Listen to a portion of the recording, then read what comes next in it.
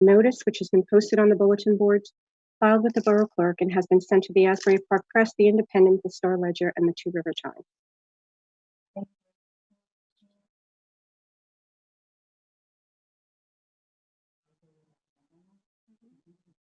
I please have a roll call?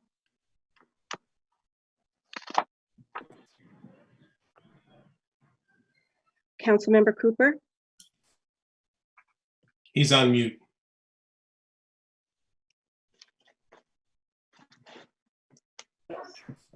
Councilmember Cooper,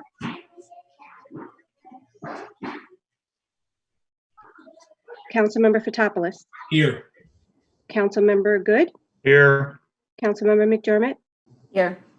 Councilmember Pacheco, Here. and Councilmember Sheridan, Here. Mayor Kennedy, Here. and for the record, Thomas Henshaw.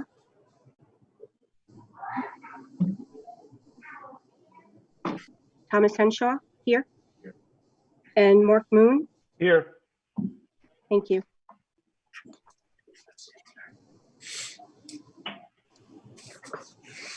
Thank you. Is everyone hearing better tonight than the first time we did Zoom? Yes.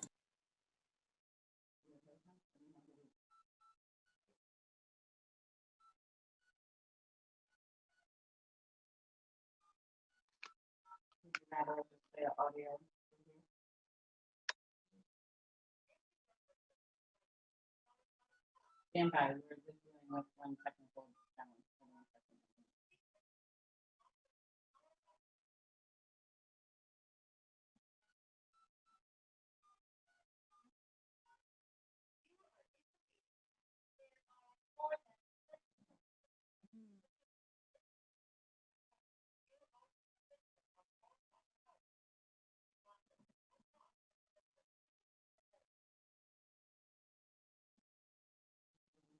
Mhm.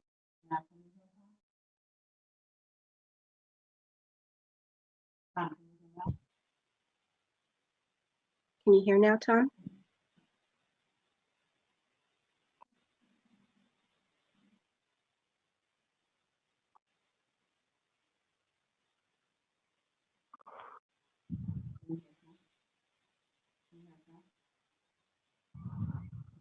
Sorry, everyone.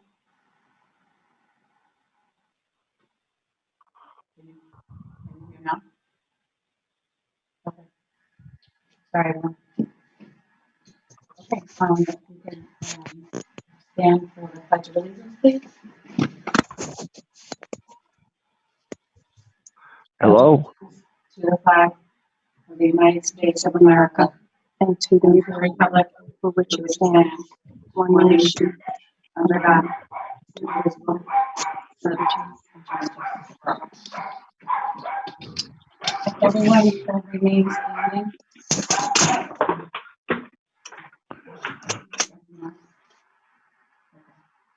We actually have 2 moments of silence this evening. Mayor Kennedy, you still have feedback problems. I don't know whether last time the problem was Michelle had to mute her if you're in the same room, whoever you're in the room with.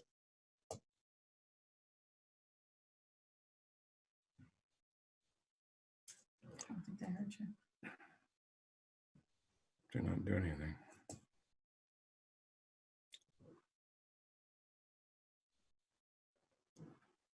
Everybody's on mute.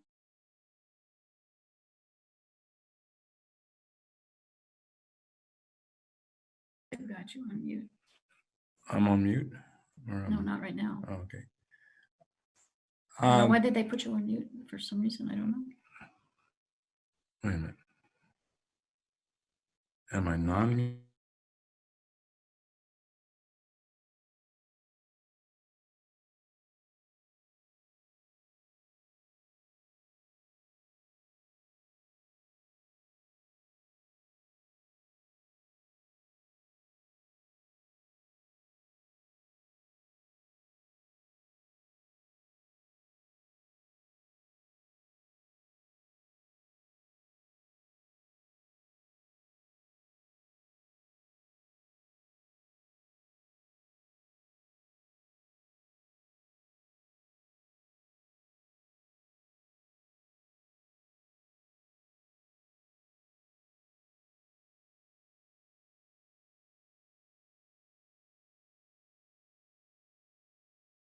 How's that, everyone?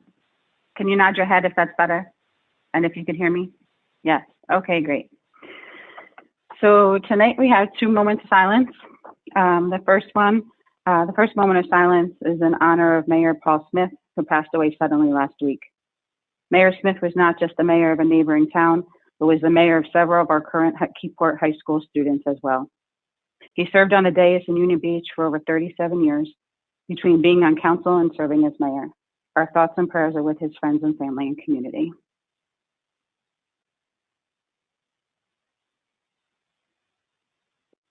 Tonight's second moment of silence will be in recognition of the New Jersey residents who have lost their lives to COVID-19. Within the last week, we hit a number of total deaths in New Jersey that equaled the highest number of Keyport residents Keyport has had in the last few decades. That is an alarming number when it is put into a small perspective. Our thoughts and prayers are with all of their loved ones.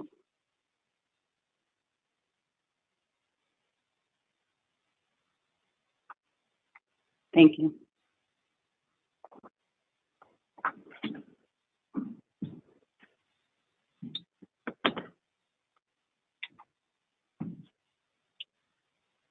We are going to open the meeting to the public, and this is for items that you're asking to be reviewed, any of the items on the consent agenda, on the entire agenda when we get to them.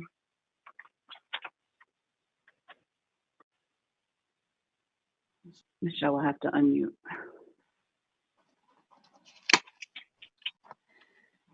Ready? Doing mayor's updates, I'm sorry, on the agenda. Mayor's Mayor's update. update is going to be after public comment.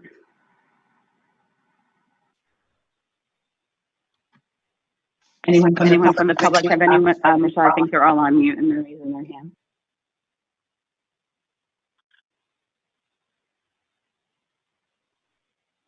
I think that's Andrew Kelsey, correct? Okay. Thank you.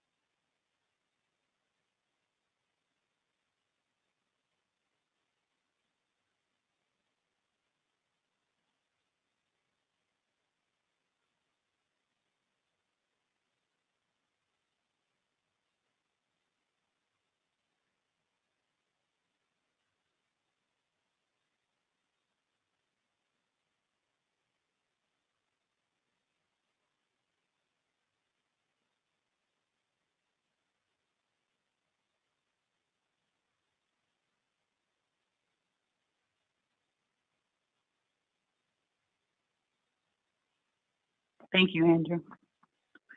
Mr. Lane, I think you had your hand up. Hold on 1 second. We'll unmute you. Oh, you have to unmute yourself. We have you off mute, Mr. Lane. Okay, thank you. Okay. There you go. Regarding, there's 3 resolutions that have to do with licensing for activities along the waterfront. Resolution R-149-20, which is a hot dog vendor. In the past, that licensing or the agreement, concession agreement had been thoroughly vetted by the Harbor Commission. And in the past, there's been issues with noise generated by the electric generator at that site. And I need to know whether this new ordinance or this new licensing and concession agreement solves that problem. There's an issue, and I read the concession agreement. Is this vendor going to be allowed to leave his cart overnight, or is he going to remove it every night, which has been a past issue? Also, there's been a past issue with the location where that hot dog stand is located. People stop and block American Legion Drive. And there's been signs in the past that had to be posted, no stopping. And that's not in the concession agreement either. And finally, the solid waste, when he gets rid of his solid waste, is he going to take it home, or is he going to take it over and dump it into dumpsters in the new dumpster enclosure? So I think this agreement needs to be vetted by the Harbor Commission. And when I was at the last Harbor Commission, and Dennis, you were there, these issues, the issue of the fact that this wasn't being vetted with the Harbor Commission was a serious issue. The same thing with the canoe. And I remember Mr. Walling brought up last year is that the canoe, there's a trailer for the canoes, and the location of that trailer to be parked 24/7 was never defined in the contract. And I didn't get a chance to scan the concession agreement, but has that been resolved? And then the issue with the mural that Andrew brought up, I'll just mention a couple things. The location of that proposed mural on the wall is down at, I would say, eye level, shoulder level, where it's easily could be a target for graffiti. Second is that that side of the street is continually parked. And so, the visibility of that mural is going to be pretty limited. Those are my inputs. Thank you, Mr. Lane. Anyone else from the public have anything to discuss before we move on to the rest of the agenda? Michelle, the only challenge is we may have to unmute anyone because anyone on the phone may be trying to speak and we may not be hearing them.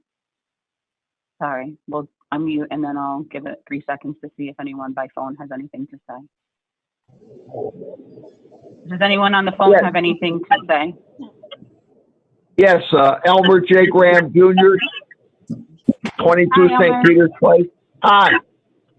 A couple things. Can you all explain Resolution 15320?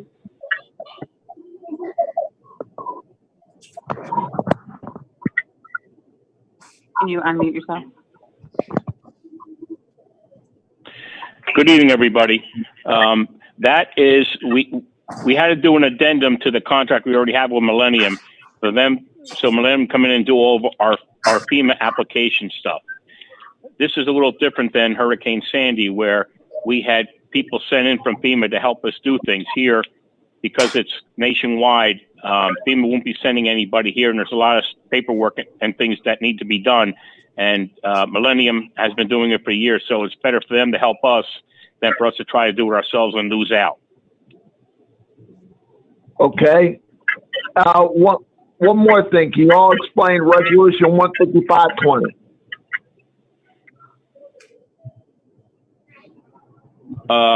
Again, this is a state grant program where the state sends out information for us dealing with a grant for streets and roads, a grant for safe streets to transit, and another grant for bicycles routes. So we're applying for all three, so we have to have the resolutions tonight in order to move forward. All right. Thank you.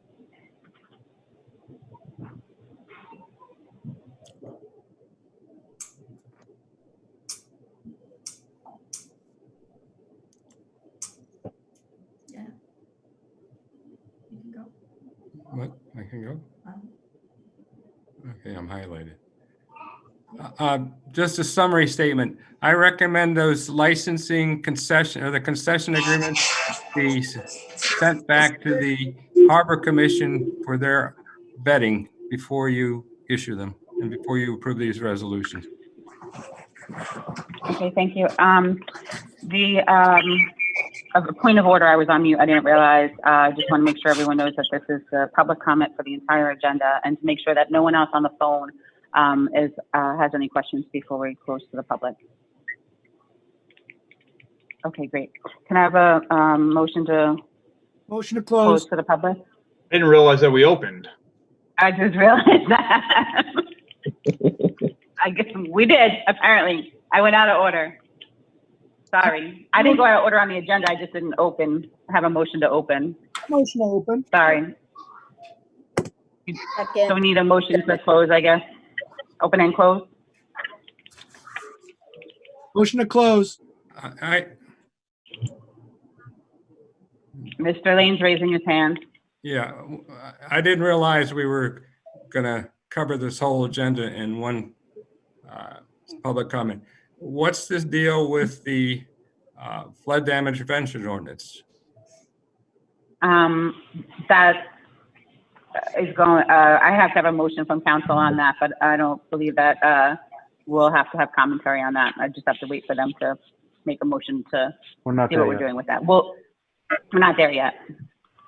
Well, so I thought you were. I don't think you're right, but I don't think that's going to be an issue, but I just have to wait for that point of order on the agenda. Just bear with me 1 minute on that one.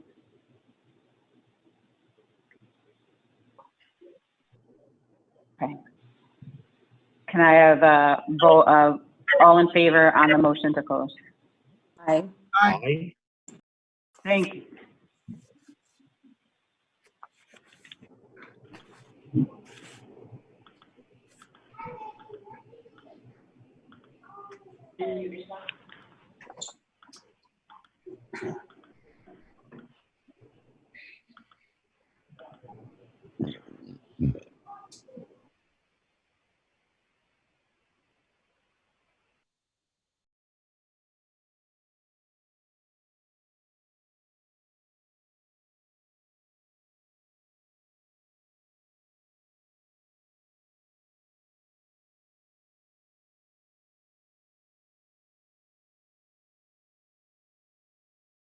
Okay, great.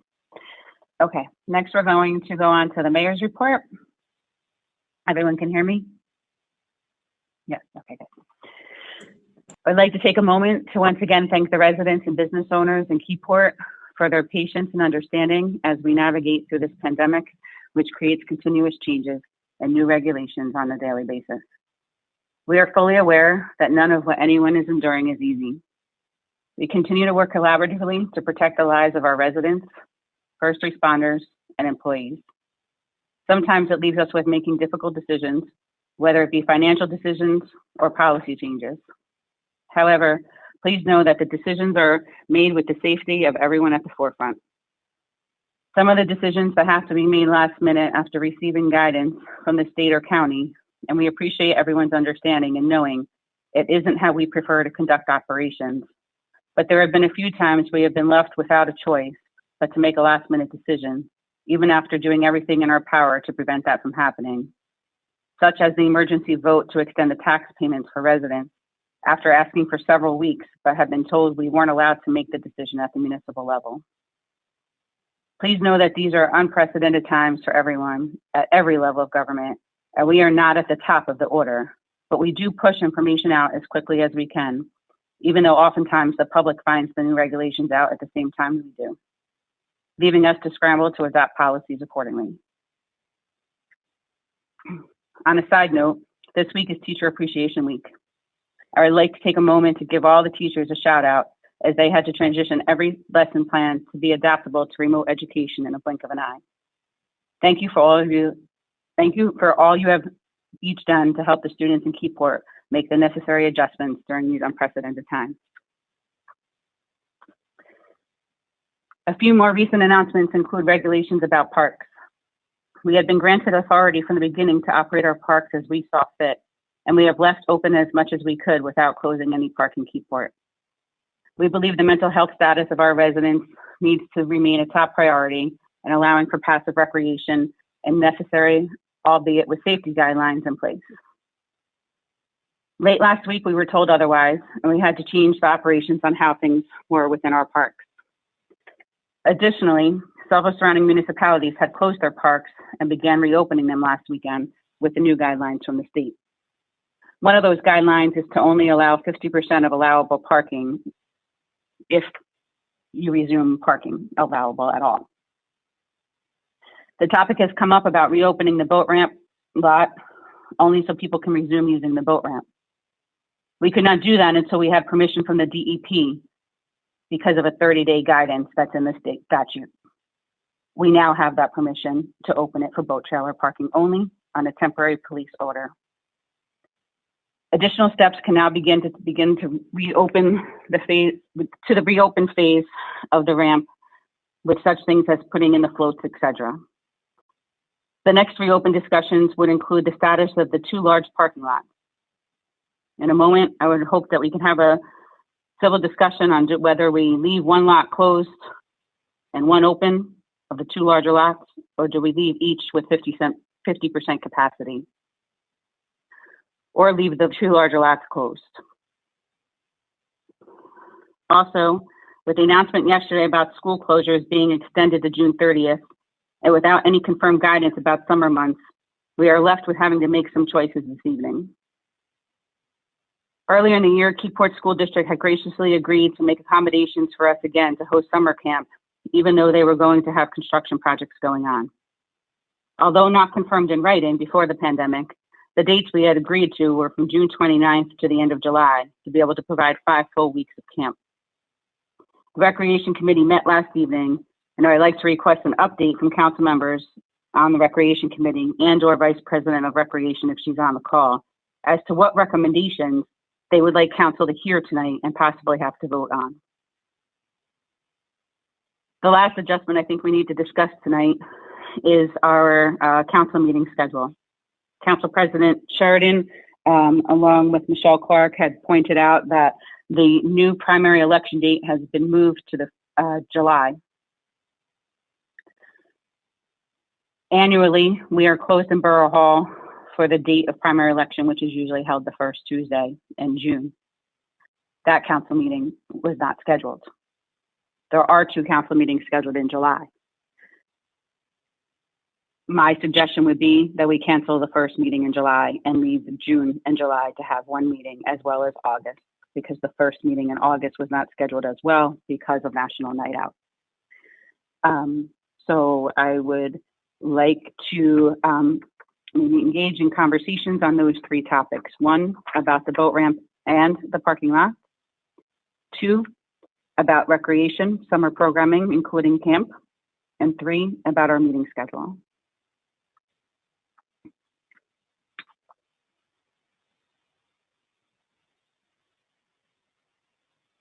I think we'll have to take them off mute. The council members.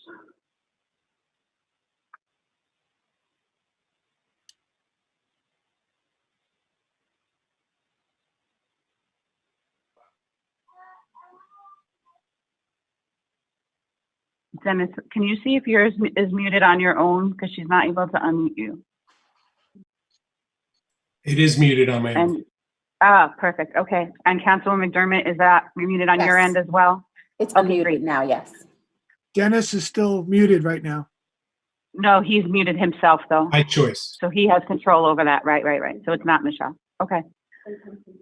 So I just have a he question. would- When do you want Hold on these one updates? second. Hold on Okay. one second. Do you know Cooper, if Councilman Cooper is on a phone call or is he computer? You got him? Okay, Councilman Cooper, if you would like to speak when we're having these discussions, if you can unmute your phone, please, if you want to speak in. So I guess just to keep it organized, we'll open the floor to council members to discuss the first thing of the boat ramp. The guidance would be that we, now that we have the DEP permission to change that lot, and the lot across the street where the museum used to be to boat trailer parking only, does anyone object to that? No. Moving forward, if no one objects, then we can move forward and request the floats devices to be put in. No. And we No have objection. signage at the lots indicating this. Yes. Mayor, Councilman Patapos. if when are the floats going to go in? We're hoping this week, except we have, I don't know about tomorrow, but we're hoping very soon. We have a couple technical things with them. I think we still have to figure out one to get over to the fishing pier, because we don't have the normal person that used to help with that in years past. and we have someone on vacation in DPW this week, but I think the goal is this week. I'm going to defer to Tom Henshaw on this. I'd ask that the administrator and we've been in correspondence, the administrator and I actually, but put it on record to talk to the Harbor Commission about the deployment of these floats. The person that Wade Peterson, Councilman Wade Peterson, former councilman, used to help deploy those, and he's still on the Harbor Commission, so he'd add a level of expertise that we probably need. It's anticipated that there might be issues with some of the floats, so the earlier we get them in the water to test them, the better. The sooner we can actually start using them. This is all input from the Harbor Commission, vetted through, sent through Victoria and I. So I'd ask that if it can't be done tomorrow, it be done as soon as possible, and hopefully by Thursday maybe, just to give a few days for the experienced members of the Harbor Commission to have a look, and if need be, employ No, understood. We saw all those email communications. Obviously, we had a lot of other things going on, and that's why we can't commit to an exact time frame, because it's like today when, we had another emergency gas leak in town. So there's been things that have pulled our DPW in different directions, so I don't think we're comfortable with promising tomorrow, but I think it is on the horizon soon. Right. Go ahead.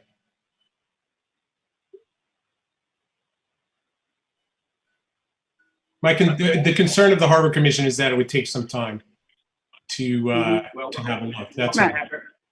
Right. By Friday, the latest. Right, and we're still within time frame of when we would normally put them in anyway on an annual basis. I just to reiterate what Dennis was saying, I think that consulting the Harbor Commission, in particular Wade Pearson, is important because there's also a concern that there might be issues with the floats, and he would be the guy that might know how to fix it. Mm-hmm. Okay. So is there any council member that's objecting to turning that parking lot temporarily into boat trailer parking only?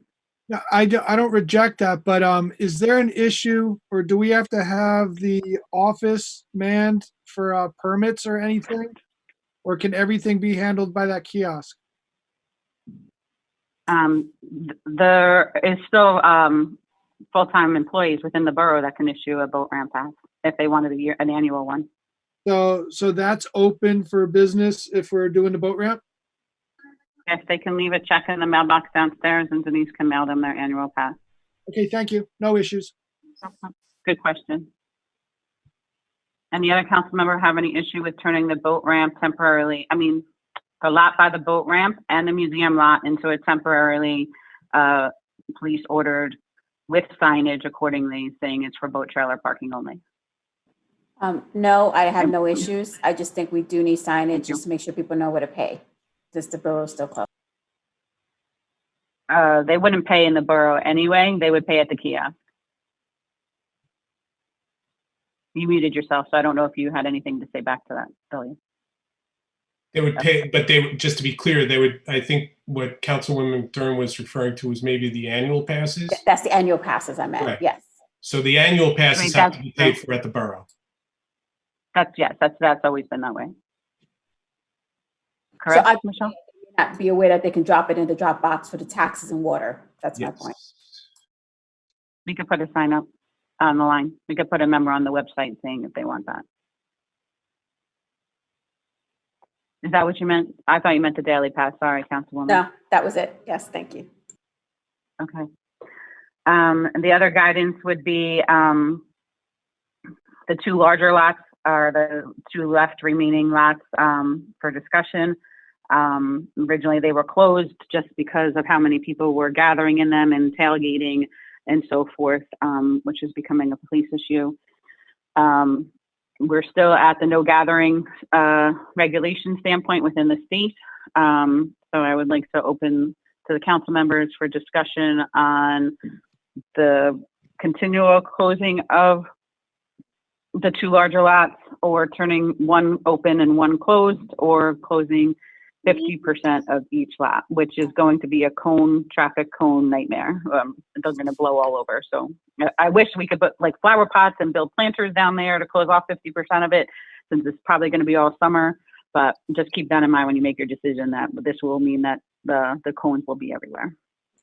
Mayor, So, Can I just say something also regarding traffic down there? Also, the Keyport Fishery, which is we're very happy that they opened up, is also causing a backlog in parking as well in some of those lots. So we also need to take that into consideration when any decision we make, because again, our impact is not just, whatever lot we decide to open or not open, whatever. We need to be conscious of our police department be enforcing this ordinance or whatever it may be. So I already know that there were about 2 or 3 cop cars standing there directing individuals to not cross the street with the Keyport Fishery. So we are very happy that the activity is going for that business, but we also have to respect for our ability to sustain that activity going forward with an additional parking lots being opened.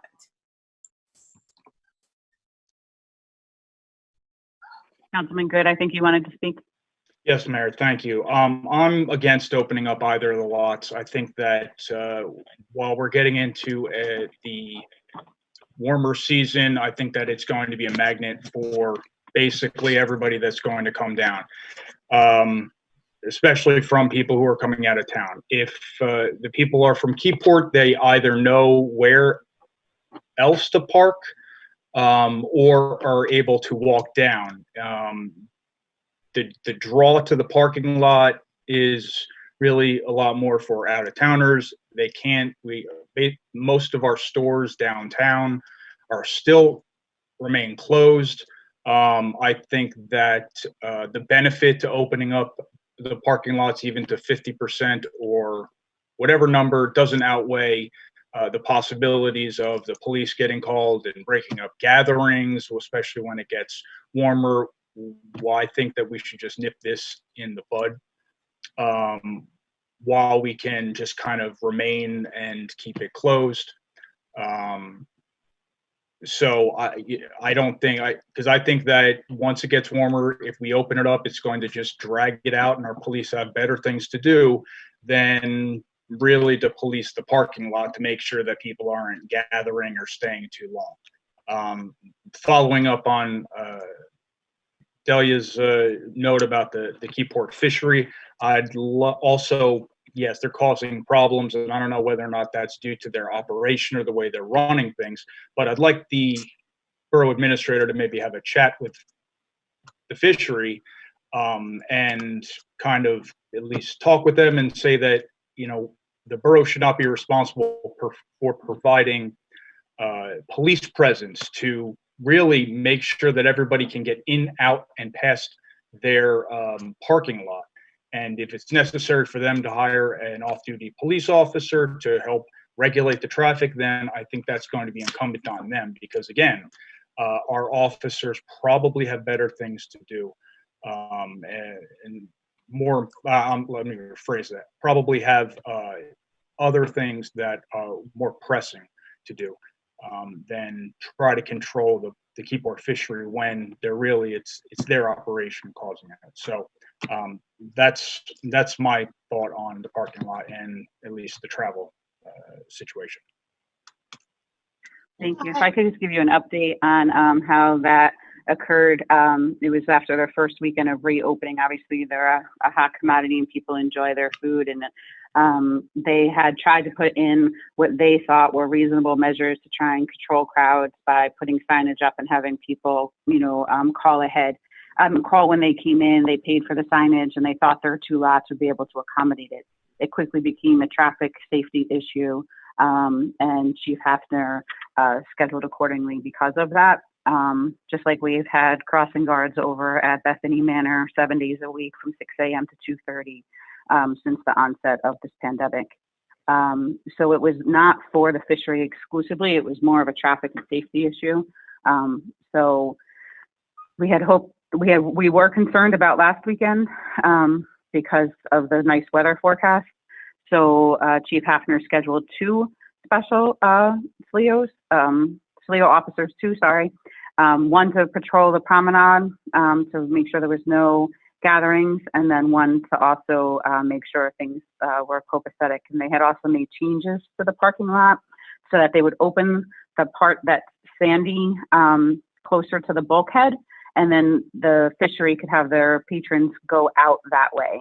And then quickly people started moving cones and people started parking there. So that was more of a traffic flow so that they could pull into the lot to park by the buoys. And then when they left, they came out through that sandy pit and out of Fireman's Lot. And as I said, then people started moving cones and parking, and maybe that part we can put a different type of structure to prevent that. But it was more for traffic flow when they opened that part of Fireman's Lot up, and to get the traffic off the road. So I just want to give you an update on how that happened. They saw that that wasn't working out so well on Saturday. So I believe it's Chief Hafner and Captain Torres have spoken with the fishery, and they've actually changed when they take an order. They're now explaining to everyone, and they put additional signage at the order window that they cannot stay in their car and eat. They have to take their food and go, which will also help the turnover in the parking lot for both of their lots. So I think we're all in favor of not putting any business out of business, but it was definitely an adjustment period down there because of the different regulations.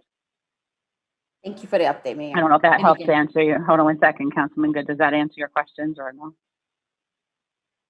Well, I understand why we did it. I mean, I'm just saying that if it continues, that I think they need to figure out something else. And not that I tried going there also, and you end up sitting there in that parking lot and pushing redial for about a half hour when it does. So as you're trying to, and I saw the cars coming in, and I saw the traffic situation, and I'm just saying that, yeah, there was an adjustment and opened up, and I'm not looking to, put any more hindrance on the Keyport fishery. But the fact of the matter is, maybe they need to, it's not a usual thing. Yeah, people can come in, they park, or what? Maybe it's just you have to call first. I don't know, but there might be some other way of doing it without causing such a traffic backup. So that's just my discussion. So I'd like, if Chief Hafner is the one doing it, along with, the borough administrator, to at least try to figure out how we can reduce the traffic issue, as well as, reduce the time that our on-duty officers are directing traffic and moving cars through the parking lot. Councilman Pacheco, please, Commissioner. Hold on one second. There you go. Nope, I lied. There you go. I unmuted myself. I had conversations with the chief about the traffic at the fishery also this weekend, because when I drove by West Front, it was packed, and it was a concern because I thought people were gathering in a way. So, but in my conversations with them, they seem to have it under control. However, I think that that's a problem area. That was the only area in town that concerned me when I drove through town this weekend. I don't think that we should open the parking lots yet. I defer to the chief. I think he made a good call there. However, I do think that part of the problem with the fishery is a space problem. So I'm wondering, I'm not for or against. I just wanted to have the conversation of opening up some more spots for them in our lot, and what the thoughts of the council were on that. If I could just comment on that. So the challenge they faced last weekend, just to comment off of that, was that the other people were pulling in and trying to park there and saying that it wasn't fair, that we actually had complaints put in online saying that it was favoritism to the Mike Subs or the fishery, and if someone wanted to come there to fish and they weren't allowed to park, that was causing some issues. So that's where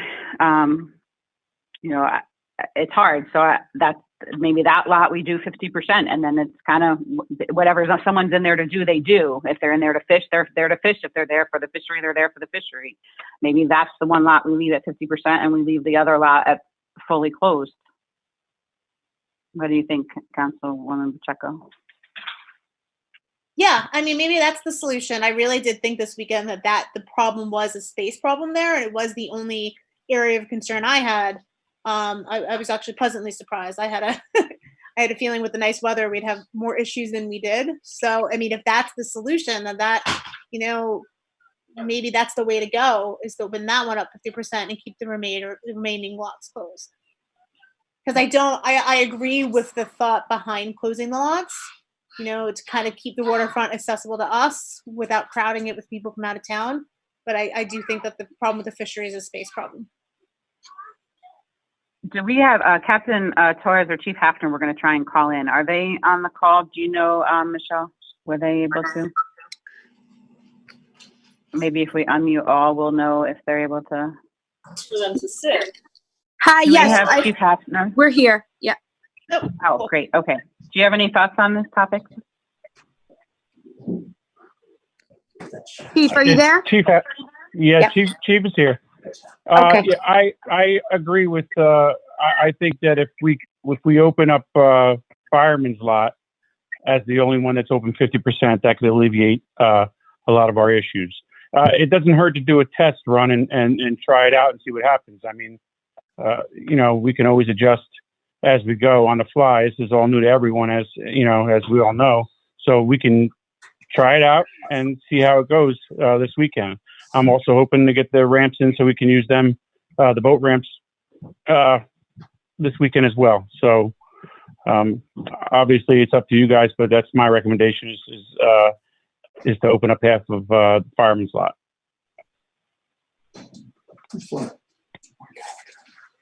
Councilwoman Pacheco? Nope, I'm in full agreement with the chief. Thank you. Hi, guys. Councilman Good?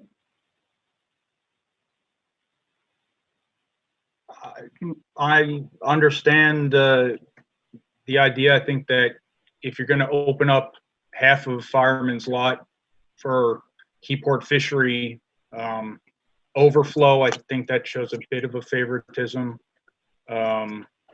towards one business rather than others. I'm pretty sure that Burluz would like some possible extra parking. I don't know if the thought was to open it just for the fishery, but just to open that one lot for 50%. Right. So if I wanted to park there to go to Burley's, I could. If I wanted to park there to fish it, if I wanted to park there to fish, Correct. If I wanted to park there to go on a run, whatever. When I just made the recommendation, that's what I meant, Victoria. Sorry, Councilwoman. I meant 50%, and it's ad hoc. Whoever gets there, whatever they use it for, they use it for. But as far as Baloo's, just a side point, they were, when we first shut the lots down, they were the first business we thought of, and all along they've had the most designated 5-minute parking spots in the entire municipality. That once we designated 5-minute parking spots, they have side lot is designated just for their pickup next to their business. It's Councilwoman McDermott. I think our executive director is on this call for KBBC. Are you on here, Jack? Yes. I think just as a business Yes. model, a conversation may need to happen with the Keyport Fishery and how they're operating in this COVID-19. And again, it's just part of the way that we have to operate. We love the activity, we love the enthusiasm, but I think just a conversation with them and how they can help operate this a little bit better in line maybe with other businesses in town. That's all. The chief and the captain, hold on one second. Purview, right? The chief and the captain have already had conversations with them on a daily basis about operations. So that would be in their regulation monitoring. Yeah, thank you. Yeah. Thank you, Mayor. I have a question. Mm-hmm. Okay, just to be clear, so the consideration by the recommendation of the chief is to open up Fireman's Park parking lot. Are we still going to, the first question is, 50% of it. 50% meaning, are we that was going to be my second question, but the first question is, are we still going to designate some of that lot as we have been doing for the fishery? No, that would not be my suggestion, but I defer to the chief. I agree with that. And then the second. No, to answer your question, no, it would be for whoever uses it. Now, obviously, we can't stop people for using it and going to the fishery, but no, it will not be set aside just for the fishery. That's Right. correct. Okay, and their own lot they can set aside for themselves, so that's sufficient. The other is the other question I have is, how are you going to do the 50%? You're not going to cut it in half. You're going to actually do every other parking space, right? I would probably suggest that maybe to close the middle of the lot and let them park on the perimeter. We have to count the parking spaces out, but. Right. Well, you know what? If you do every other spot and put the cones there, I can tell you that's going to be a nightmare because obviously the cone's going to get moved and somebody's going to park there. So it's literally you have to cut the lot in half, or if there's a way to do the perimeter. But every other spot putting a cone is not going to work. We all know that. That's people don't pay attention to that. They're going to take that cone and toss it and park their car there. So that would be a nightmare. So we'd have to close off half of the lot, with barricades or cones, in my opinion. Okay, that, I mean, that's how it is in supermarkets and whatnot too. So, I guess if that's your best recommendation, then I'll have to agree. But I just hope that if we do this, that here's my thing. I have trust in our police department based on the action that they took when this first started and they saw large gatherings, they just shut it down. And I trust that's probably what's going to happen again if this occurs again, right, Chief? Unfortunately. That's absolutely correct. We're going to monitor it closely, and if it gets out of hand, 100% the lots will be shut back down. We're just going to give them a shot and see if they behave. But we know that can go either way. So hopefully, by just opening 50% of one lot, we still have 1.5 lots we're not opening up. That it doesn't get too crazy. So. I'm thinking it'll work, but hey, you never know. We'll see what happens and we'll monitor it and adjust as we go, just like we did in the beginning. I'm thinking that's the spirit. Also, if you keep in mind though, also if we open up the other large lot and because of the state mandate of 50%, that means we'd have to go throughout the entire municipality and close 50% of those lots. Because of parking. So Pine Street lot would then have to be closed off 50%. The brand new park, we would have to close off 50%. All of the other parking areas in town, whereas if we could just encumbersome everything into one larger lot, that's 50% of our parking for parks and open space. I understand what you're saying. That actually wasn't my interpretation of what the mandate was, but if that's what it is, that's what it is. But we're doing 50% of the fireman's lot, and we're keeping the other lot closed. We're keeping the waterfront lot closed, and we're opening up the lot for the boat ramp to trailers only. And the area by the museum. And the area by the museum, okay. Would be boat trailer only. The grass and gravel lot over by the museum. Gotcha. Okay. That's usually overflow.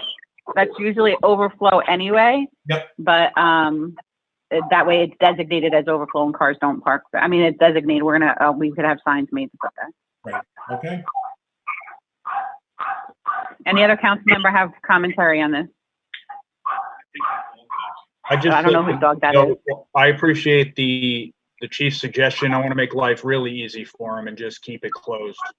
That way there's no checking up on the situation. They don't have to unless, there's actually a traffic issue. So I'm sorry, Councilman Good. I didn't hear that last part. There was a dog barking, so I didn't hear. What were you in favor of? I still am in favor of keeping the lots closed. I appreciate the chief. I want to make it much easier on him and just have it closed, and therefore we don't have to do any kind of judging whether or not it's getting out of hand. That's just my take on it. So. Okay. Anyone else on the council have commentary on parking or boat ramp? Yes. Great. Yeah, sorry, Councilman Sheridan. I agree with Chief Hafner, Captain Torres's plan. I want to give them a full delegation to open, close as they see fit if people are not cooperating. I think if the fishery had a person dedicated to the phone line, they might be able to get that to move quicker. And also, I walked past it this evening, and there's a number, at least 3 or 4 people eating in their cars when they, and next to the waterfront. We have a beautiful waterfront. Don't get me wrong, it's gorgeous. But these times, we can't stay in there and eat in your car because that takes up parking spots, and it makes it difficult for more people coming in to do. I don't want to tell him how to do his business, but if you say that you're not going to let them eat in their cars after they get their food, then you got to execute that plan. And I think that'll help Keyport, that'll help traffic, that'll help a lot of things. But bottom line is, yeah, I agree with the police plan. And if things change, we have another meeting coming up on the 19th. In between that, If things change, the police have the full right to change it if they have to, but this was just open for discussion about reopening something. Okay, got it. I'm good. Okay. Any other council member have any commentary about parking lot or boat ramp? Okay. Next, can we discuss the meeting schedule? Is everyone in favor of leaving the first June meeting canceled? Because we still have to figure this out with the unions because it's a built-in day for them to have off, but it's usually the first Tuesday. I don't know if we get to move that now to July, and I don't know that those discussions have taken place yet. But I'm in favor of leaving the June meeting not scheduled and not having the first meeting in July. Council President, since you were the one that brought this to the surface this week, if you want to give your thoughts, and then we can ask everybody. I agree with you, Mayor. So we'll have one meeting in June, that'll be the 16th, one meeting in July, that'll be the 21st, and one meeting in August. That's correct. I think this is also our clerk's first time during an election, and being that everything could possibly be different, I think, not having more work by keep adding a meeting would be beneficial. right. And just understand that we may need to revisit this if they move the primary from July 7th. Let's hope not, but correct. Okay. All right. Is Councilman Cooper on the phone?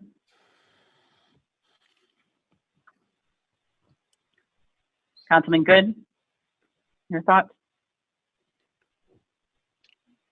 I agree.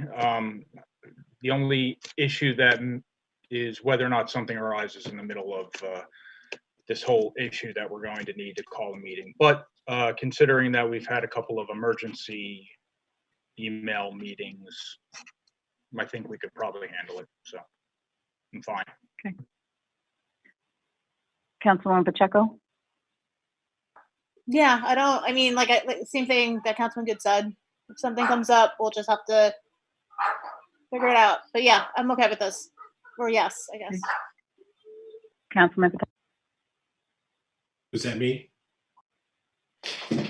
I think I'm going to be the lone dissenter because, but I'll defer to the rest of council, obviously. But I think 3 meetings in 3 months isn't enough with regards to giving the public a chance to have input. If we do have an emergency meeting, we should have the chance to give the public input at some point, obviously. But it's not the end of the world. We were going to have 2 of them anyway, so we're really only eliminating 1. It's just 3 in 3 months. I don't know if that's enough, but yep. Some municipalities only have 1 a month all year, so just keep that in mind also. So, and we did check last time we were almost going to have to cancel a meeting in Tom Fallon because of payment of bills, because we weren't sure if that would be an issue, but he didn't seem concerned last time that we almost moved the meeting. Our municipalities unique.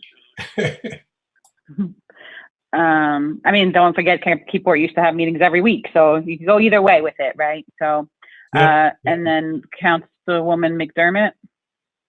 No issues. My only concern would be how things are evolving especially with summer allowances above gatherings and that kind of stuff. But No, I know, but if we need to vote by mail, vote by electronic or have emergency meeting, that's fine.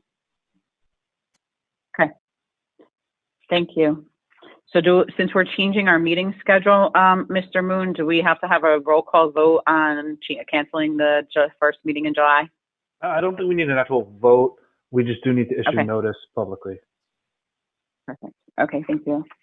And then next, if we could continue on course with the civil dialogues about summer programming, and I'm going to defer this to Councilman Cooper and Councilwoman McDermott to hear feedback, because I have not heard any yet about what conversations took place at the recreation meeting last night. Okay, so I guess I'll go. And Councilman Cooper, you feel free to come in. So the rec committee recommended to not have summer camp for this year for a few reasons. Number one, we have not had much intake on the application process for a director position. And last year at this point, we were a little bit more ahead of the game. There was a significant amount of, we already had director, and at that point, at this time, we were interviewing candidates for counselor positions. The second thing was the concern of having having children attend this, so we may not even have capacity to even sustain the attendance that we would want to even meet the expenditure of this. And the other thing was just, and if we did get enough, the lift got picked up for social gathering, that we can have this, it would allow a lot of quick turnaround that would be very difficult to implement at such a quick rate with having making sure that we also have children's safety at mind. So that was the decision. The decision that was a recommendation. I'm sorry, that was the recommendation. Yeah, that's a recommendation. Yeah, right. The other thing was the yoga by the bay or those summer activities, if and when they're allowed again, to continue those, depending on when the social gathering allowance gets lifted. The other thing was another alternative idea for movie nights was, instead of having every Friday, maybe have a drive-in movie night, where we use Fireman's Lot to be the location, or Stop and Shop, whatever whatever works better. Where we would have a drive-in movie night where, again, we would hire, sound and all that stuff would need to be kind of figured out, but just to have that instead of having a designated Friday movie nights. So that's in lieu of that stuff. The other thing was regarding the skate park, having a ribbon cutting ceremony probably later in the year, around September, given the circumstances that we don't know if and when the social gathering will be lifted, and also the construction of the park itself. I know it's close to being done, but there might be some punch items still in there. So maybe having an event in September where we can have a true ribbon cutting ceremony. And if there is a soft opening of the skateboarding park, given our resolutions to approve, the allowance or regulations, working with the police department and everything else, that we would go ahead and just have a soft opening, but have a truly big event for the town where we have ribbon cutting later in September, or, later on a little bit in the year. So those are the events that were kind of considered to be moving forward. Again, that was recommendations, and we'll go from there. Thank you. Are they still waiting to see what guidance comes forward from the state regarding the 5K? The 5K it's not canceled, it's still moving forward, but at this point, they're still waiting for guidance whether it's still going to be allowed in September, because we don't know. But regarding the Triple Crown race, basically it's going to be, because the first Triple Crown event was supposed to happen this month in May, and they canceled that event. So the organizers for the Triple Crown will communicate out to anyone who purchased it. There is not going to be a Triple Crown for the 3 races. That's going to be pretty much canceled. Do we think it would be beneficial to hold off on the registration link for the 5K then? Because that way we don't have to issue people refunds if their 5K gets canceled? Because of the Triple Crown, actually, we do have pre-registrations already. We have 52 people who registered for the 5K. because of the So triple. I would just, right, no, I understand, but do we want to hold it off at that point and like kind of Yeah. freeze the registration? Nothing, Because no, I don't, yes, yeah, right. Nothing has been sent out. We're not marked, they, that's actually not being done at all until we have clearance by the state. okay, does council agree that maybe we should hold off on future reservations until we get guidance from the state? All the other 5 keys for the spring and early summer have been canceled in Monmouth County. So I know we're beneficial that ours isn't until September, but that could be an accounting nightmare if we have to issue. Last year we had 350 participants. So I don't know that we want to have that accounting nightmare.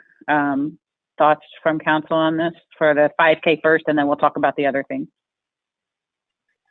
That's fine. Yeah, I agree. Yeah. Okay. So Councilwoman Pacheco, unless Isaiah is on the phone, would you mind bringing that back to them to ask them if they can put a pause on the, I'm sorry, McDermott, I'm sorry. If you could they could put a pause on the reservation link for now. And then we'll go around and ask for commentary on the summer camp. Again, I would like to point out that our original dates, because of construction, were June 29th to the end of July, because that was a hard stop by the school, because that was the only time frame they could give us because of the construction project scheduled in the school this summer. So I just want to put it out there that we can't move it. So the governor closing the schools until June 30th already cuts part of the first week off. And just so you know, and I want to say countless conference calls, as well as both letters, emails, and conference calls, we have been asking when they made the announcement for school closures that they considered not just referencing the end of the school year, but including in their announcement for summer guidance because of recreation programs and different things such as football and stuff starting usually the first week in July. So that did not happen yesterday, and we do not know when that guidance is going to come forward, as you mentioned in the press conference yesterday. So I am hesitant to sit and wait. We did put out early on in February and March for camp director positions. But then this all started, so we really didn't push hard on it. So we don't have one single applicant for a director or an assistant director because we didn't push hard on that because of what we were going through. So there is a staffing situation as well that we would have to scramble, even if he did say the school could open in the summer. So with that said, we'll go around in seniority order and hear commentary on summer camp, because this could potentially be the first time we've ever had to cancel it. So, Council President. Yeah, Mayor. Sad but true. Yeah, we should cancel summer rec this year in 2020. Councilman Cooper, are you on the line? Do you have to unmute yourself?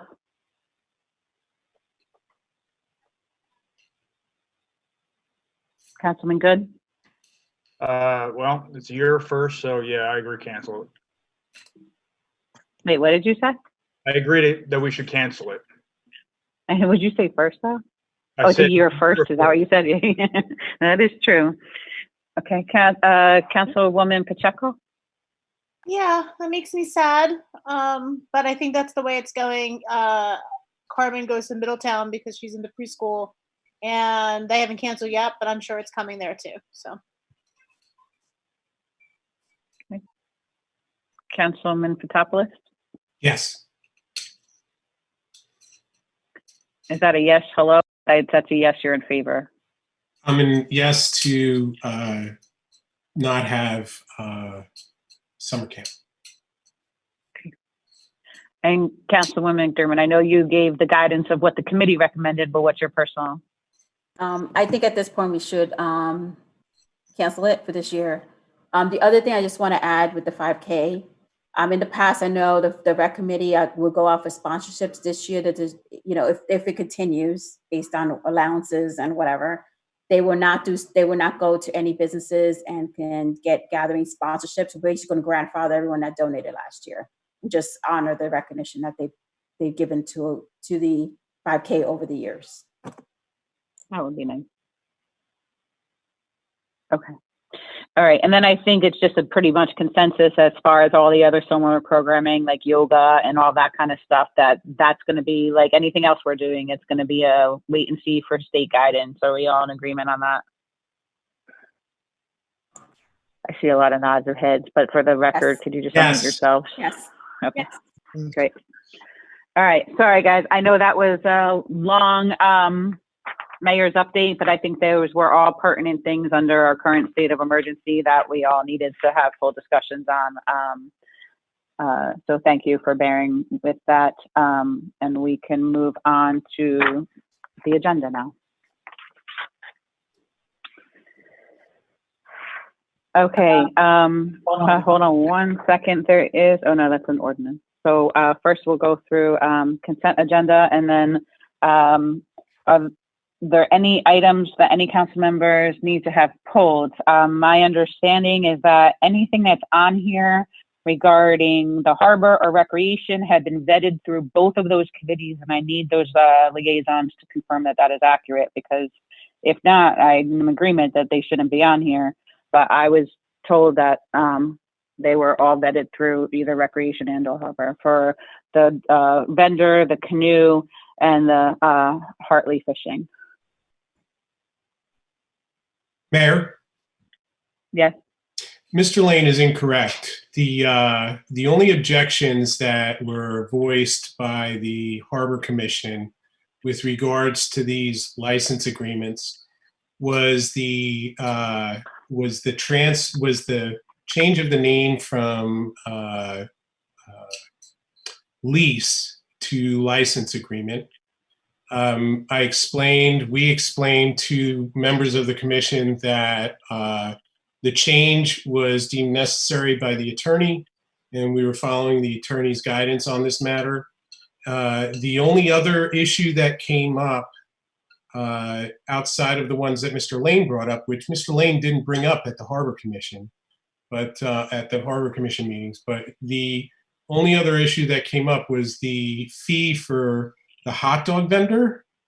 And I'm in favor of reducing that fee from $500 to more in the lines of $400 if the rest of council is okay with it. But while the Harbor Commission was not pleased about how this happened, and with some of the nomenclature that's been used, and also, the other thing they had. Wait, hold on 1 second. You're not happy about what happened? The Harbor Commission was not happy with the change of the name from a lease to a license agreement. Oh, sorry. I thought you meant, never mind. They're not happy with, they're not happy with that. They're not happy with, the price of the hot dog vendor. And they also had a concern about it not going out to bid. And a number of times I asked Mr. Moon if it was okay that we didn't go out to bid. And he said it was, because it falls under the bid threshold. The concern they had with it not going out to bid was there may have been somebody else who wanted to say, run a hot dog vending concession at the waterfront. The notes that I have, and I didn't get any, the Harbor Commission chair and I had talked about it, but the notes that I had were that given the current circumstances and given the transition that's been happening at the borough and at with regards to COVID-19 emergency, that we keep the current vendors. We didn't have any other piercing. I think the only one that went out to bid was the canoe, and Canoe for You was once again the only one that submitted. Michelle, we didn't put the hot dog out to bid, did we? No, we didn't, nor the canoe. Okay, we didn't put the canoe out either, but it was at one point the consensus of Harbor Commission that we keep the current vendors. if there is concern, I would not want us to pull these, but we can change them in the future if we needed to. That's also the guidance that I got from Mark. Yes. So this is Mark Maroon. I wanted to clarify that. Yeah, my understanding was that because of the uncertainty, specifically during the state of emergency, that going through a procurement process for some of these contracts was not in the borough's best interest. And as I explained, I think because of the price of the agreement, that the borough was not required to bid these contracts out. Now, the borough can always do so if they wanted to proceed in that manner, and I can help with that process. But also, being as we're kind of waiting and seeing when the stuff is going to be opened up, it seemed the best to just kind of keep the same vendors in and under the same conditions. I will mention, though, as I think I may have mentioned this before, that the reason for the change, at my insistence, from a lease agreement to a license agreement, is that while it seems like a minor change, it does implicate different legal rights and legal requirements. So, for example, if we license someone to use a property versus leasing a property over, so hypothetically, if there was to be a default or something on the agreement, there's a whole different legal procedure to have to remove someone from the property under a lease versus under a license agreement. So that was the only real reason for me to suggest the change from the lease agreement to the license agreement. That being said, in preparing the updated drafts, I based it primarily off of the versions that had already been in place from last summer. There were no real substantive changes other than just updating the timeframes and adjusting for the period of time. Right, and as far as the resolution and the lease, the license agreement, if the only reason, Mark, correct me if I'm wrong, but we would only need to change or redo the resolution if there was a substantive change to the license agreement. Is that correct? Yeah, material change. Something that would be, yeah. Right. Okay. So just to be clear, the issues that Mr. Lane brought up were, number one, will the hot dog vendor remove the cart overnight? And that can be established in the license agreement. That's not a substantive or a material change. Is that correct? Yeah, I don't believe that. I wouldn't consider that a material change. And then people who stop and block American Legion Drive, that is not something I've seen, but if it's anecdotally true, then that's fine. We can also do something about that outside of the realm of the resolution and the license agreement. Is that correct? Well, two things. One, I believe that the way that specifically for the concession agreement was framed was that the location of the actual concession was subject to approval by the borough. So at the end of the day, we decide where the hot dog vendor would go. The other thing is, if there was an issue with people blocking traffic, I mean, part of that is really more of just an enforcement issue of the traffic requirements. If they're just like blocking traffic, they're not supposed to do that anyway. That's not. I don't know if we can really put that on the vendor to enforce that. It's really something that the police department would probably have to. And I think Mr. Lane had mentioned signage, which I don't think is out of the question either. But that's something we can decide outside the auspices of what we're voting on tonight. Yeah.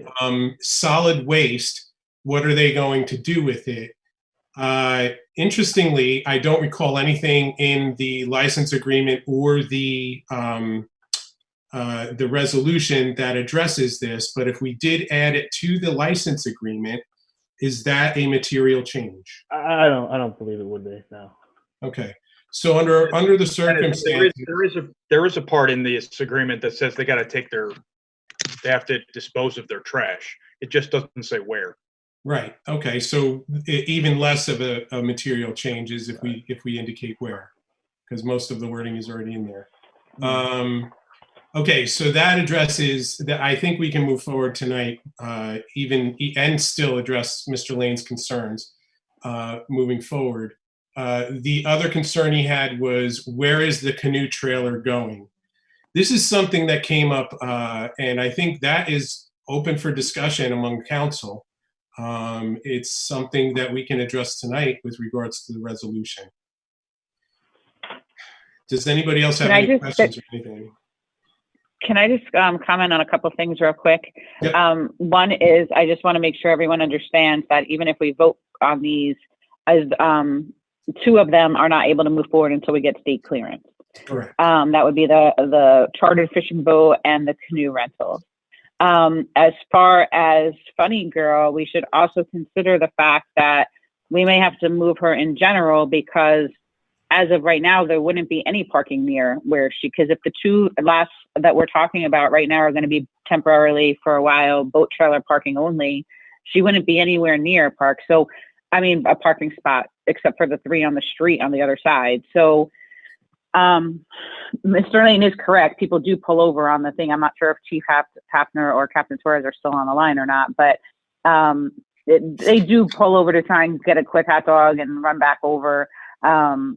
But that's probably going to happen even more if we don't have a lot close for them to park in. So we should probably maybe rethink of a different place to relocate them.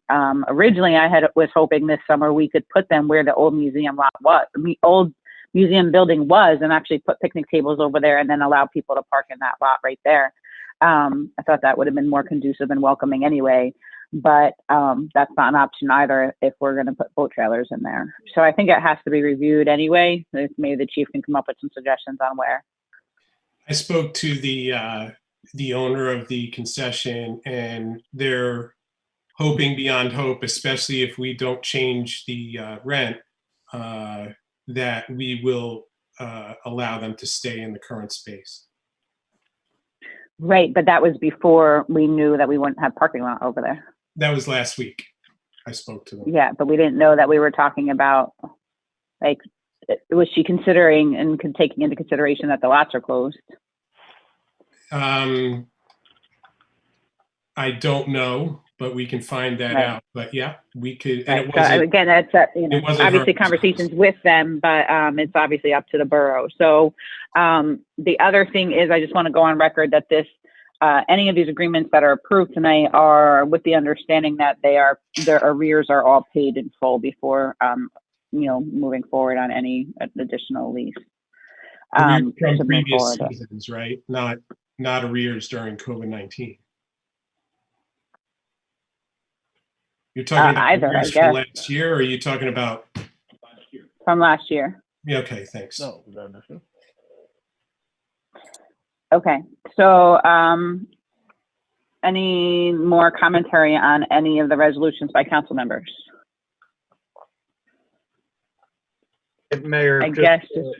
Yeah. One point on the, I understand that the Funny Girl Dogs does owe money, so that any approval, I would say, is contingent upon that remittance of whatever is owed plus whatever the late fee is before agreeing to that one.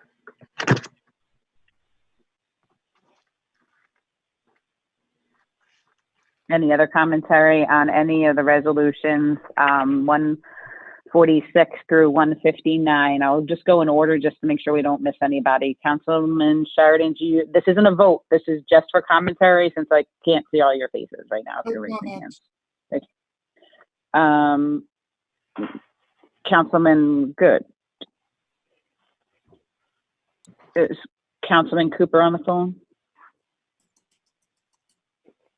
Councilwoman Pacheco? No, I'm good. Thank you.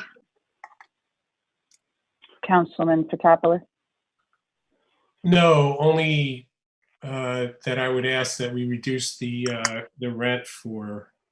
Well, let me put it this way. I was going to ask that we reduce the rent, but if they're in arrears, let's hold off on that.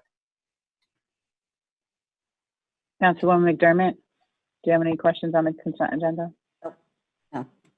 Okay. So then I would need all council members to unmute themselves so that we can move forward with with motions and approval.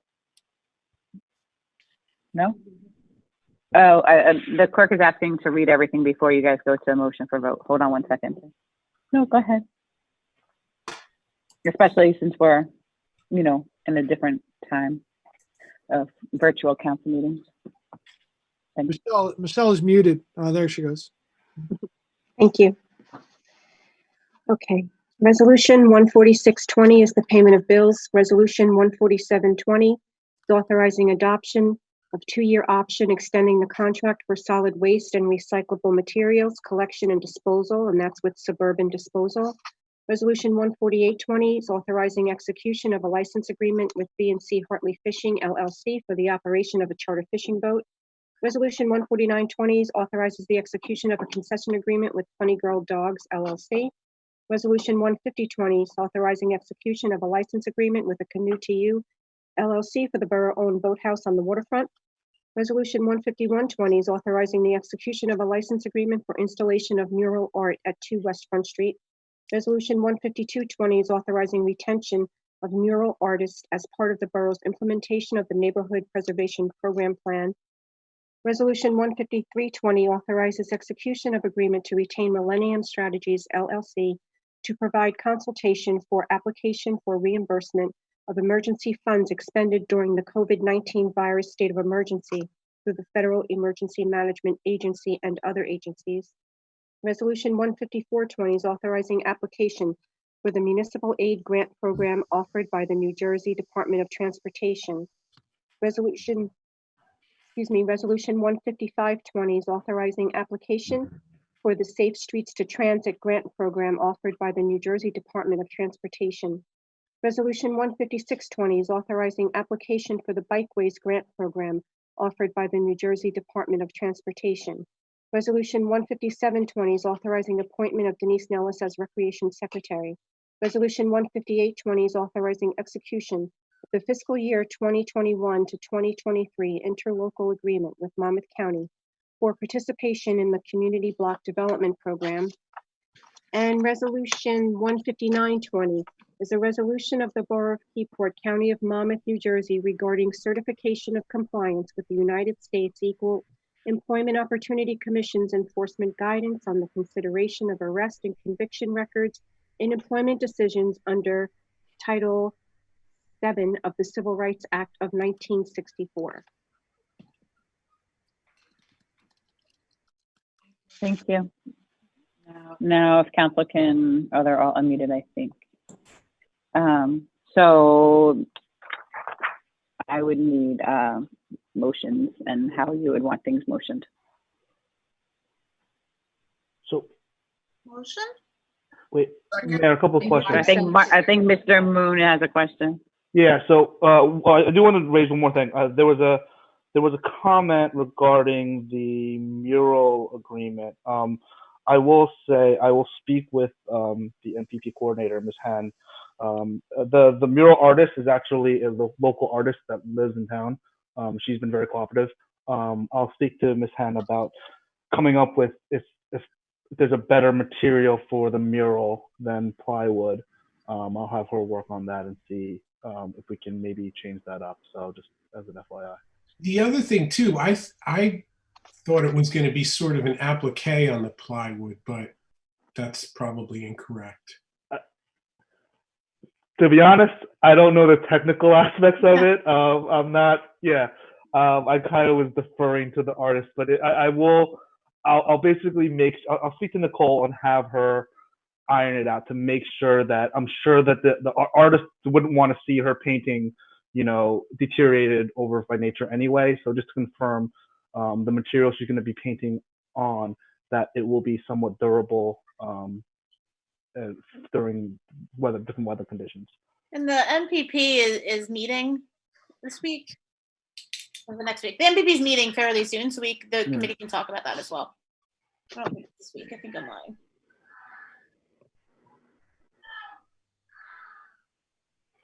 Next week. Sorry, we're meeting next week, so we can discuss it.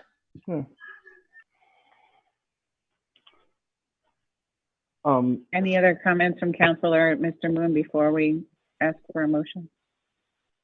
So I just want to be clear on the concession agreement. Councilman Fotopoulos had proposed reducing the contract price, but then there was this issue about the arrears out there.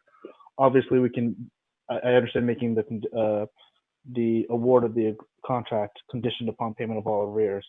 But Councilman Fotopoulos, are you sort of withdrawing your request about changing because that might be something that would probably be a material change that we can. Yeah, no, I think that it's going to get reduced anyway based on the well, for one, the force majeure, but the other, yeah, okay. Okay. So it is as is. It will leave the price as is. All right. Yep. That's it. Thank you.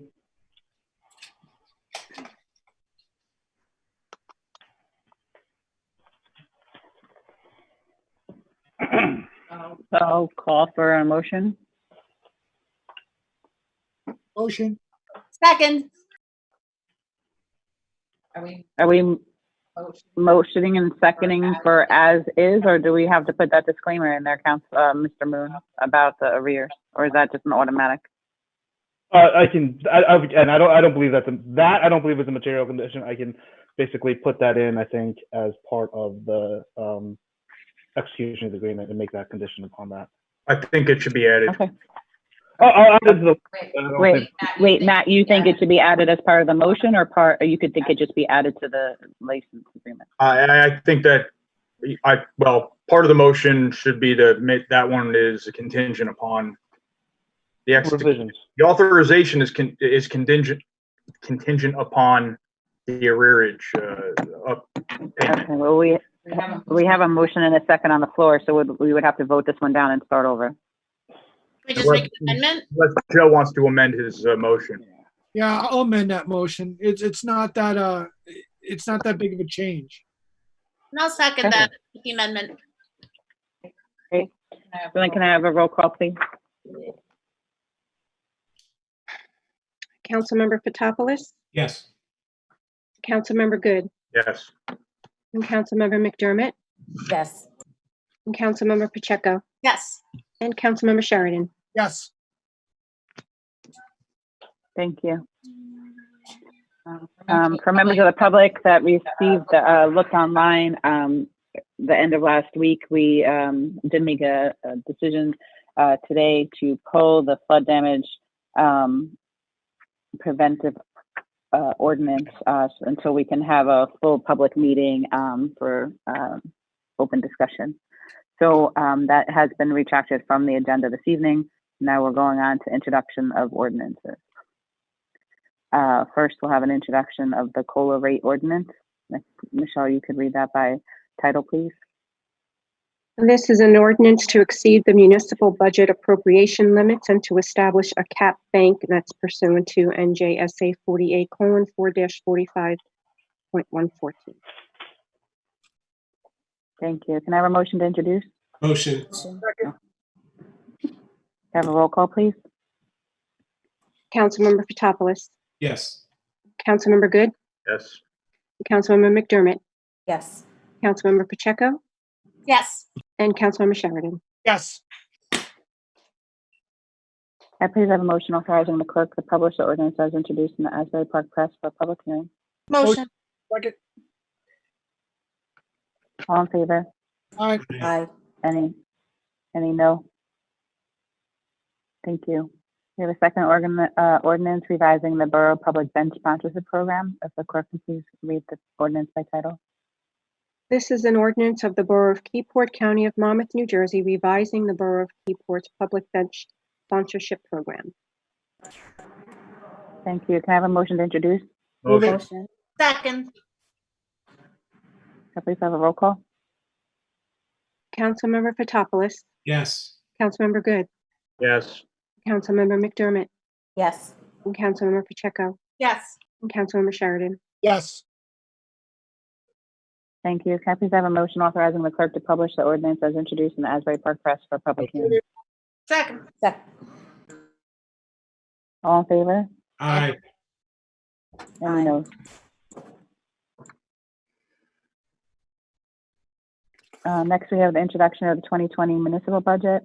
It's resolution R 160-20, introducing the 2020 municipal budget. I believe Mr. Henshaw would, actually, we'll have the clerk read it by title, and then Mr. Henshaw would like to make some comments before we go into motion to introduce. This is the municipal budget of the Borough of Keyport, County of Monmouth, New Jersey for the year 2020.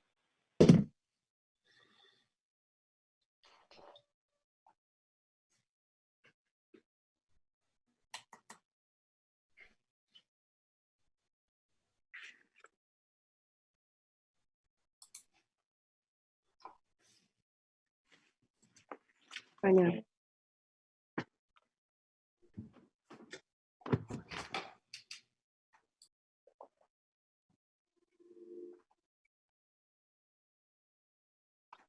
What's your number? I'm sorry. Hello? Oh, we're Stephen. Wait, he's waiting to get in. Can you hear me now? Yes. No, try. Okay. This year's budget introduction, $10,953,210.08. The budget increase is $588,749. The percent increase is 2.84%. So at a house estimated at $280,000, it would be a $68 increase. The largest increases in the budget are contractual obligations and the state of emergency COVID-19. Thank you, sir. Can I please have a motion to introduce the budget? I'd like to make that motion to introduce the budget and also thank CFO Tom Fallon and Tom Henshaw and my fellow finance guys, Dennis Fotopoulos and Matt Good, for this was a little bit more of a difficult budget year, but everybody played flexible and made very good comments. And Tom Fallon is a fantastic CFO, and we held the line as much as possible without dropping any services to Keyport. And I think we're going to have a very good budget this year. So thank you. I'll make the motion to introduce. Second. Please have a roll call. Councilmember Fotopoulos Yes. and Councilmember Good. Yes. Councilmember McDermott Yes. and Councilmember Pacheco Yes. and Councilmember Sheridan. Yes. And please have a motion for the clerk to publish the budget summary as introduced, public hearing to be held June 16th, 2020. Motion. Second. All in favor? Aye. Any noes? Okay, thank you. Next, we have communications by consent. We have an email from New Jersey Natural Gas requesting status of street opening permit application for Chingarara Avenue between 3rd and 4th Street. There are no communications to receive and file. Can I please have an approval for the one communication by consent, unless you have discussion for it first? Motion. Second. Second.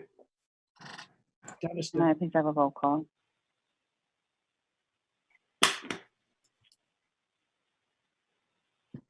Councilmember Fotopoulos, Yes.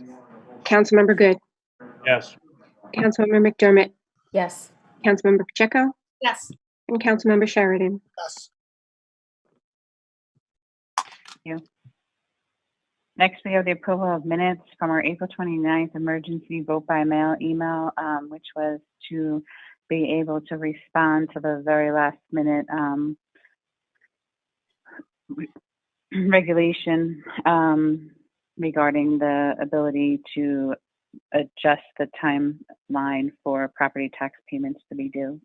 So we did that vote by mail. So Michelle already has those minutes ready for you. So if I could please have a motion to approve those. Motion, and thanks for getting them done so quickly, Michelle. Second, same. You're welcome. Do I have a roll call? Oh, nope, sorry, those are minutes. Can we just have it all in favor? Aye. Aye. Any noes or none? Or abstain? Thank you. Any members of council have new business?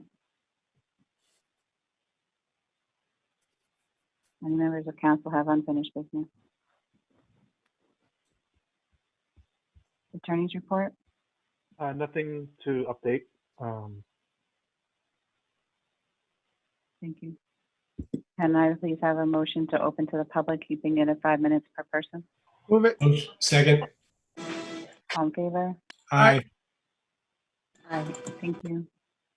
Members of the public, I can see most of you, so I'll do the ones I can see first, and then we'll go to the phone lines after. So, and Mr. Kelsey?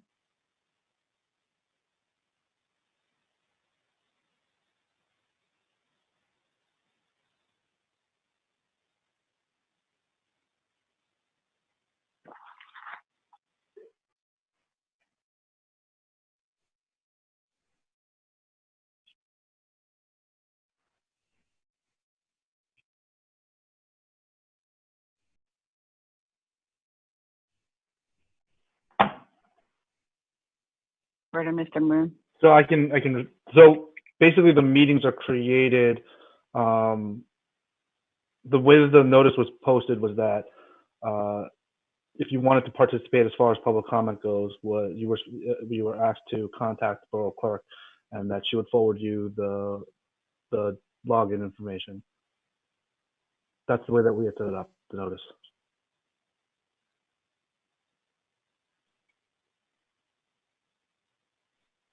Well, same idea. You would request the information.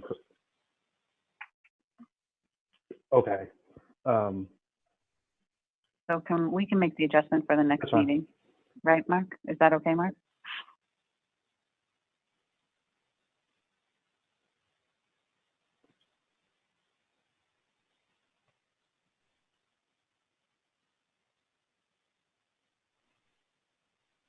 Okay, we'll take into consideration. Thank you for that thought. For the record, I'd like to see Okay. that done too, Thank Mrs. you. Dennis. Same here. Anyone else from the public have anything to say? Mr. Lane?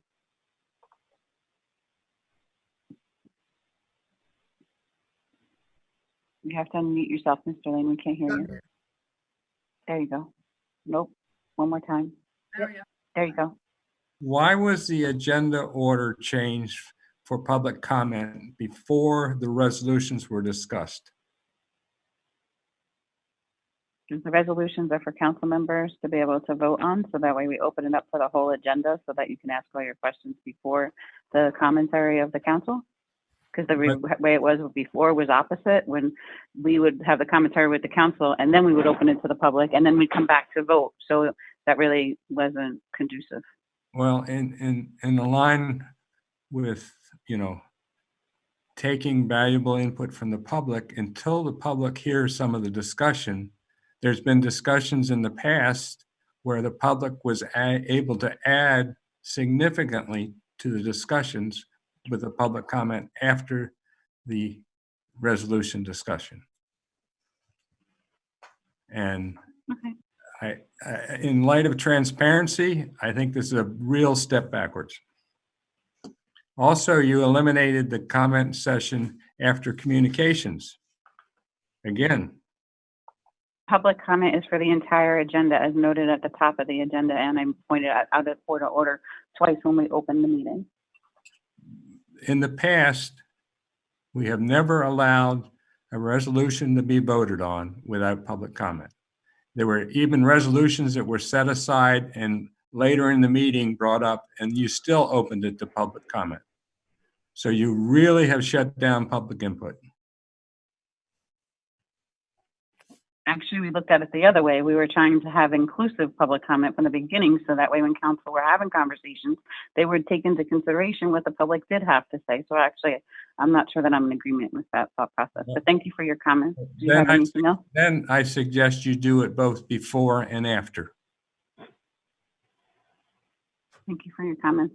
Do you have anything else? Michelle, can we please open it to anyone on the phone? Anyone on the phone have any comments? We just have to take them off mute first, Michelle. Yes, yes, Elmer J. Graham Jr., 22 St. Peter's Place. Hi, Elmer.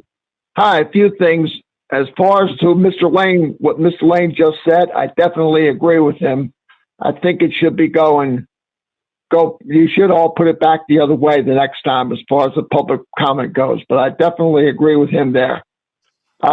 Regarding Governor Murphy, I would suggest that y'all invite him or get in touch with his staff and invite him to have a virtual town hall with the citizens of Keyport.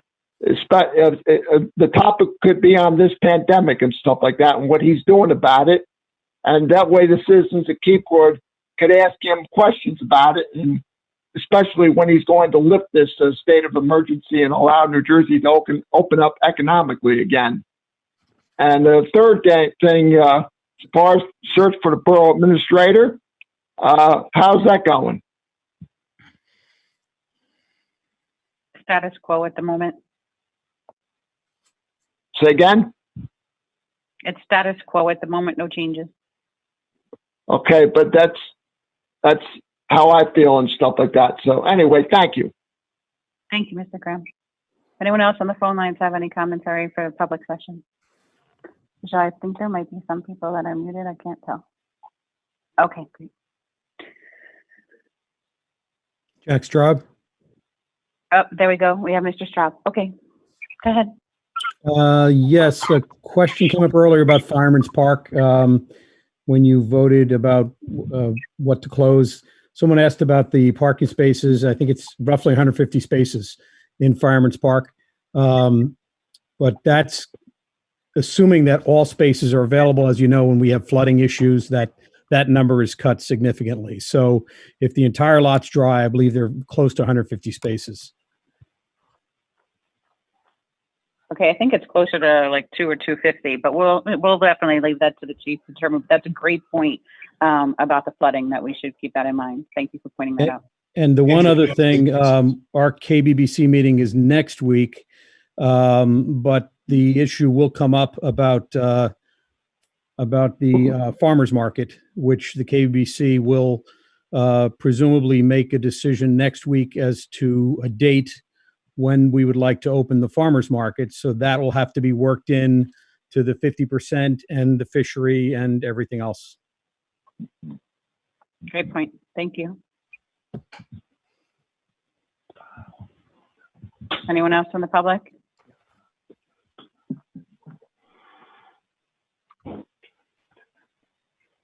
Going once, going twice from members of the public. Have a motion to close to the public? Motion. Second. All in favor? Aye. Aye. Thank you. Mr. Moon, do we have anything for close? No. I don't think we can have close, right? Okay. So can we have a motion to adjourn? Motion adjourned. Second. All in favor? Aye. Aye. Bye, guys. Be safe, everyone. Good night. Good night.